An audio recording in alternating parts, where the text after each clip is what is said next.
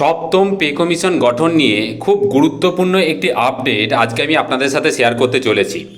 আমরা জানি যে নতুন সরকার তাদের বাজেটে কিন্তু সপ্তম পে কমিশন গঠনের উল্লেখ করেছিল, কিন্তু তারপর থেকে কোনো রকম অফিসিয়াল বিজ্ঞপ্তি কিন্তু আমরা এখনও দেখতে পাইনি। এই বিষয়ে বিভিন্ন সংগঠন কিন্তু এবার সোচ্চার হয়েছে। তারা সরাসরি মাননীয় মুখ্যমন্ত্রীকে এই বিষয়ে কিন্তু চিঠি দিয়েছেন, কারণ তাদের আশঙ্কা যে জানুয়ারি থেকে যদি সপ্তম পে কমিশন চালু করতে হয় তাহলে অবশ্যই কিন্তু এই বিষয়ে কিছু অফিসিয়াল বিজ্ঞপ্তি আসা কিন্তু বাঞ্ছনীয়। তো এই বিষয়ে কিছু সংবাদপত্রের প্রতিবেদন যা আমি সরাসরি আপনাদের সাথে শেয়ার করব, আর আপনাদের কাছে রিকোয়েস্ট করব যে আপনারা এই বিষয়ে ঠিক কী মনে করেন, আপনাদের মূল্যবান মতামত অবশ্যই কমেন্ট করে জানাবেন।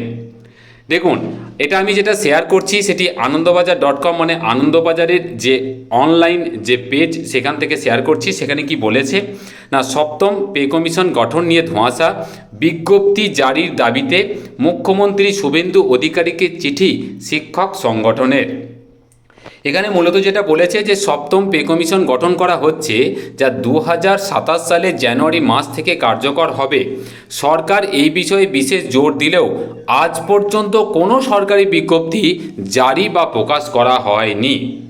দেখুন, তারপরে আরেকটি সংবাদপত্রের প্রতিবেদনে কি বলেছে না, সপ্তম বেতন কমিশন বিজ্ঞপ্তির দাবিতে মুখ্যমন্ত্রীকে চিঠি শিক্ষক সংগঠনের।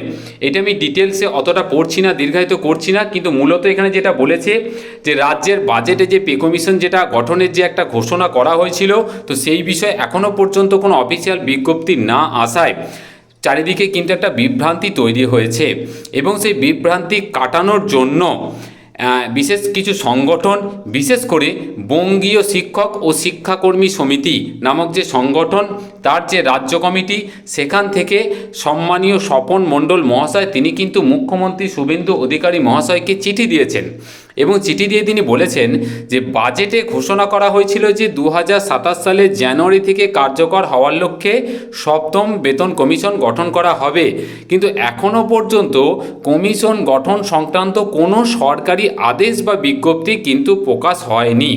তো সংগঠনের তরফ থেকে দাবি করা হয়েছে যে যার ফলে কি না, শিক্ষক সরকারি কর্মচারীদের মধ্যে এই পে কমিশন নিয়ে কিন্তু একটা অনিশ্চয়তা তৈরি হয়েছে।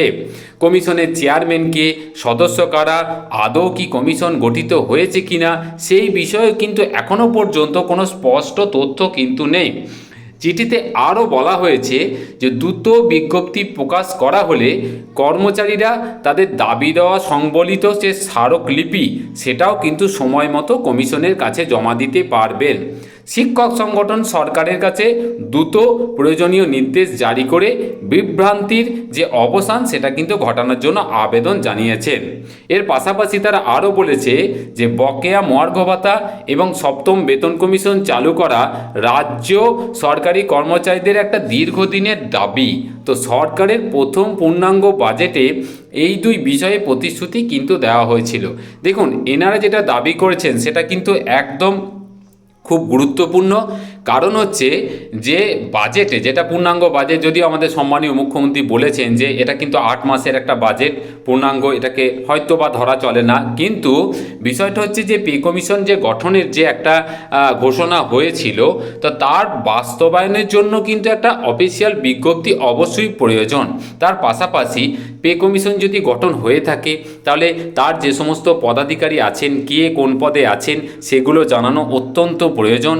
তাহলে কি হবে না, বিভিন্ন সরকারি কর্মচারী শিক্ষক সংগঠনের তরফ থেকে প্রত্যেকে তারা তাদের যে সমস্ত দাবি দেওয়া সেগুলো কিন্তু পেশ করতে পারবেন, যা কমিশনের কার্যকারিতা বা কমিশন গঠনের ক্ষেত্রে মুখ্য ভূমিকা কিন্তু পালন করতে পারে। তো এই বিষয়ে বিভিন্ন সংগঠনের তরফ থেকে যে দাবিগুলি করা হয়েছে সেগুলি অবশ্যই কিন্তু গুরুত্বপূর্ণ বলে মনে করা হচ্ছে। আপাতত এই চিঠির পর এই বিষয়ে সরকারের তরফ থেকে ঠিক কী রেসপন্স পাওয়া যায় তার জন্য আমরা অপেক্ষা করব। আমরা অবশ্যই ধৈর্য ধরে বসে থাকব এবং তার পাশাপাশি অফিসিয়াল যে কোনো আপডেটের জন্য অপেক্ষা করব। আপনারা কি মনে করেন?